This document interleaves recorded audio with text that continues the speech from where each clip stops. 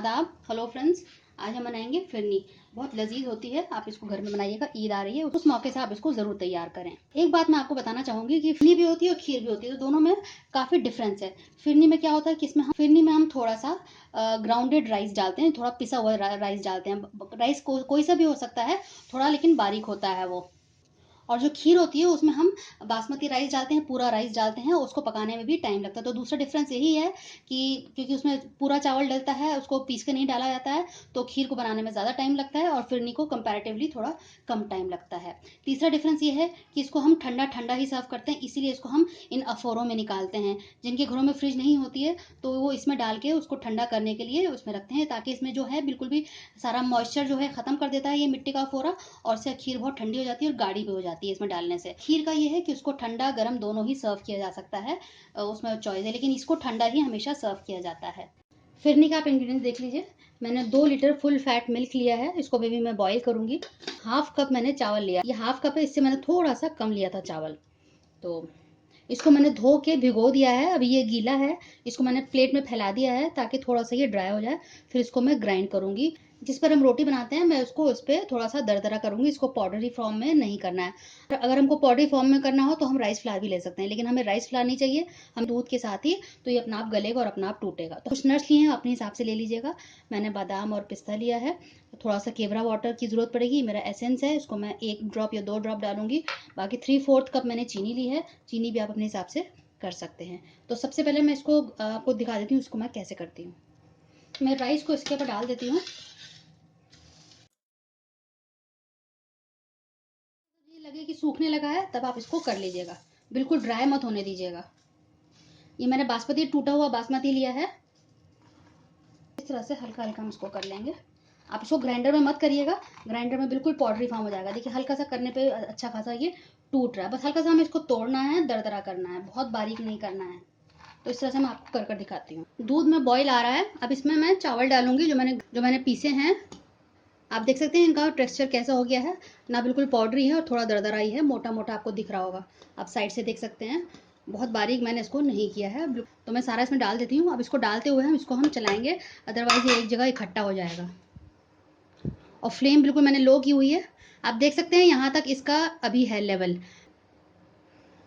बीच बीच में आके इसको चलाते रहेंगे और दूसरे काम भी करते रहेंगे। लगातार आपको इसके पास खड़े रहने की ज़रूरत नहीं है, इसके पास हम रहेंगे, पास ही में रहेंगे बिल्कुल, और चलाते रहेंगे। आमतौर पे क्या होता है, खीर पे अगर ज़रा सा भी ध्यान इधर होता है तो नीचे से जलने लगती है, वो जले हुए की महक आ जाती है खीर में। तो हमें वो बिल्कुल भी नहीं चाहिए, उससे हमारी सारी मेहनत ख़राब हो जाएगी। इतनी देर तक जो हम पकाएंगे बर्बाद हो जाएगी। तो हमें बीच बीच में इसको चेक करना होगा, और बाकी काम भी हम करते रहेंगे। तब तक मैं नट्स काटूंगी और बाकी काम मैं करूँगी। तो इसको हम चलाते रहेंगे, बस इसको रिड्यूस करना है चलाते चलाते। तो मैं आपको बीच बीच में दिखाती रहूँगी।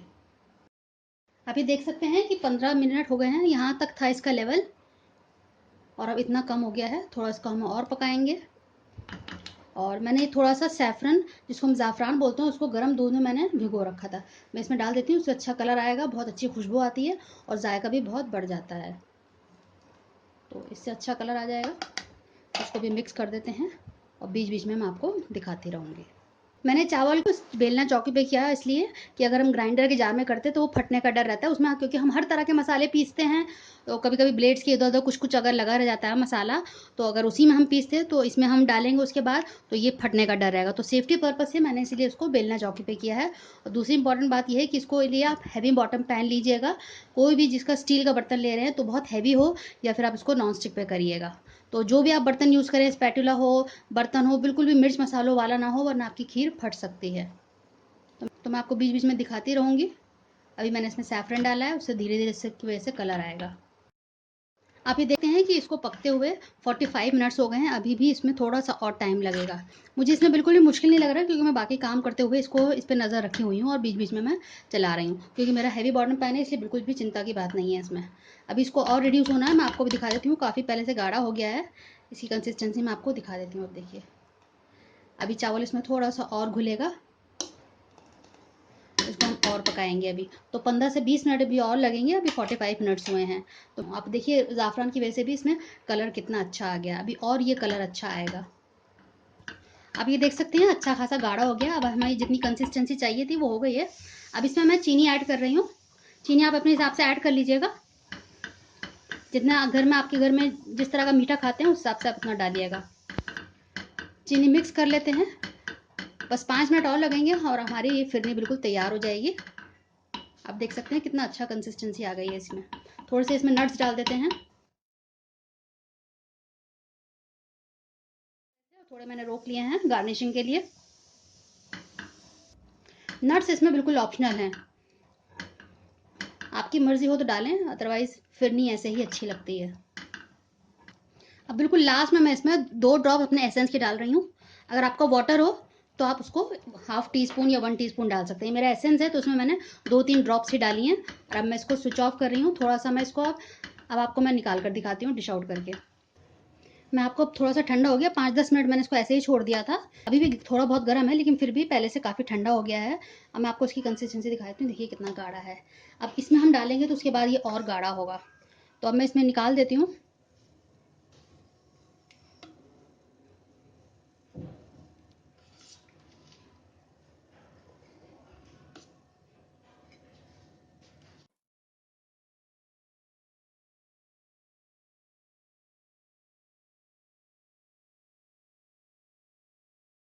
अभी देख सकते हैं कितना अच्छा सा कलर आ गया है फिरनी का।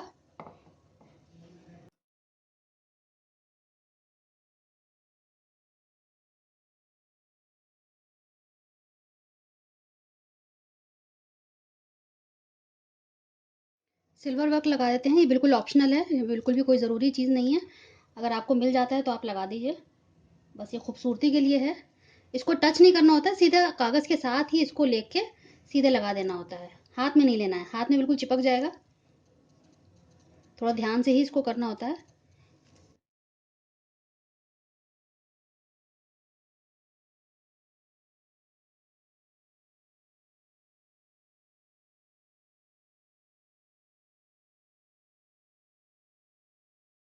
इसी तरह से मैं सारे में लगा देती हूँ।